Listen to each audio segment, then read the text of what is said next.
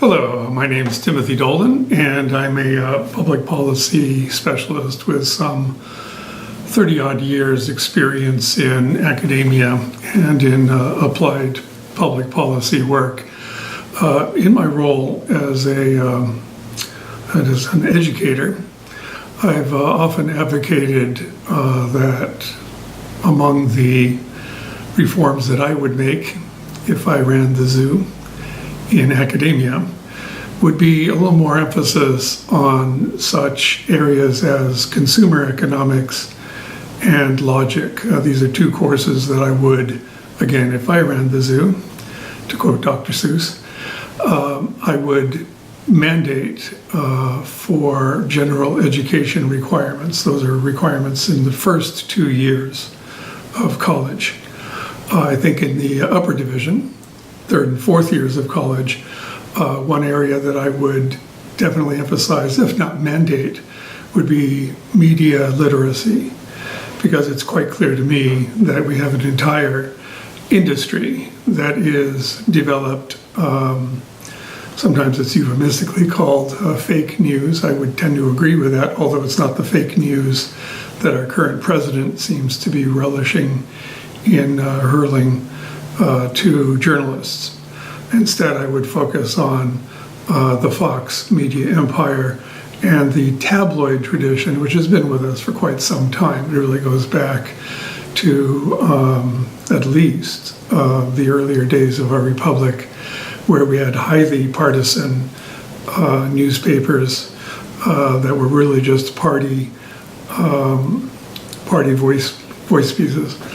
So this is hardly anything new, but I would say what is different is that we tend to be a little more ignorant of it. Large swaths of our population are ignorant as to how to discriminate between real news and fake news. Now, by fake news, let me give you an example. I'm going to focus on Fox.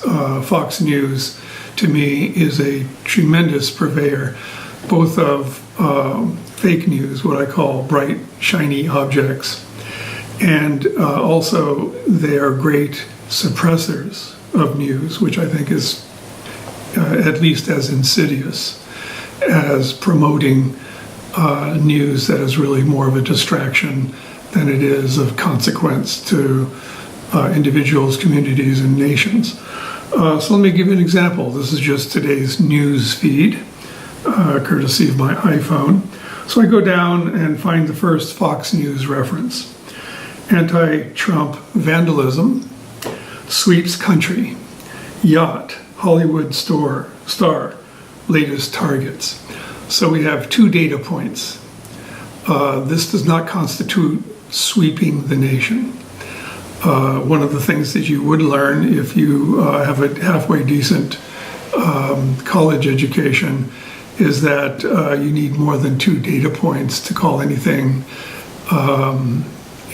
sweeping or a trend or any such thing. We have two incidences. One of them was Betsy DeVos's yacht was set adrift and apparently vandalized. Not a good thing, but hardly, something that really impacts the nation in any significant way. The other is the destruction of Donald Trump's star on the Hollywood Walk of Fame. Anybody who's been in Hollywood and Hollywood Boulevard knows the entire area is kind of a vandalized scene to begin with, starting with their storefronts and the condition of their sidewalks generally. So, there was an active act of vandalism against the Donald Trump star on the Hollywood Walk of Fame. Again, really, who cares? How is this important other than symbolically? So you have that. Now we scroll down, go to the next Fox News story. And this one, I would say, is a notch more legitimate. Delta passengers restrain unruly man threatening to take the plane down. Okay, so we have airline rage. It would have been nice to have framed this within a larger situation concerning the sorry state of airline travel generally, which does make people crazy, and probably for good reason. I know this because my father is a former Delta employee, and I used to travel quite a bit. Thank God. When I would travel, fortunately, from my Delta Pass privileges, I often traveled first class, which was great. Now that I've subsequently had to travel coach, it is torture. And I don't blame people for going nuts on planes. So you have that. Wish that Fox might have done maybe something more important with a story like that instead of a single incident that stands alone and doesn't really tell us too much about causes and conditions. Okay, so give that one a pass only because it is a news story. Something happened, it upset people. We're moving down to the next Fox story. And again, this is, for example, National Geographic has stories on biodiversity is in free fall. Here's what we can do to fix it. To me, that's a far more relevant story. And I would say that in terms of social impacts, environmental impacts, something that maybe we should learn about. We move on, again, getting back to Fox News. Let me find their next little thing. Right. They tend to show up quite a bit. Okay, here we go. And this is all entertainment news. This is the bright, shiny objects that really are, to me, irrelevant. Princess Eugenie got into trouble for posting off-limits photo.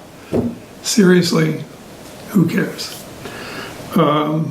Fox News, Bachelor star Becca Martinez accuses Bachelorette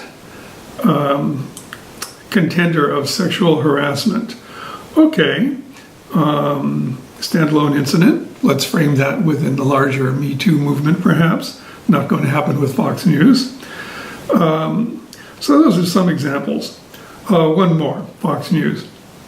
Former South Carolina GOP leader maliciously kills mom's dog, says it was dog's command, police. Well, good on Fox to point out that we have elected officials or political figures who have serious mental issues, as if we didn't know that, but I would call that actually a worthy news item. So good for you to point that out. So there you go. Now you have the Janus ruling fallout, Washington state employees sue to escape union. So that is certainly within the Fox conservative narrative of being anti-union.